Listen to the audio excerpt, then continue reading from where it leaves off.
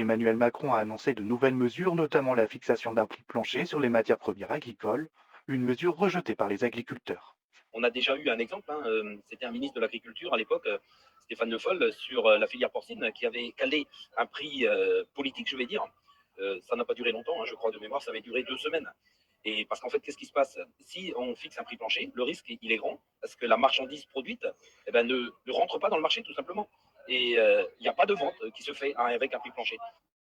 Scène de chaos. À Paris, l'ouverture du Salon de l'agriculture samedi 24 février a été mouvementée. Un groupe de manifestants a forcé l'entrée et a affronté les CRS. 4 personnes ont été interpellées. La filière biologique dénonce une non prise en compte de ses revendications et la mise en pause du plan de réduction de l'utilisation de pesticides. On demandait quand même qu'il y ait un plan d'urgence qui puisse être développé à hauteur de 271 millions d'euros, tout en sachant que toutes les filières bio, on estime des pertes à plus de 300 millions d'euros sur l'année 2023. Aujourd'hui, on revient sur des normes environnementales qui étaient quand même la mise en place pour protéger la population, pour protéger l'eau, pour protéger tout ce qui est biodiversité. Et tout ce qu'on nous annonce, c'est que c'est tout l'inverse en fait. Donc oui, ça nous interroge et ça nous met en colère.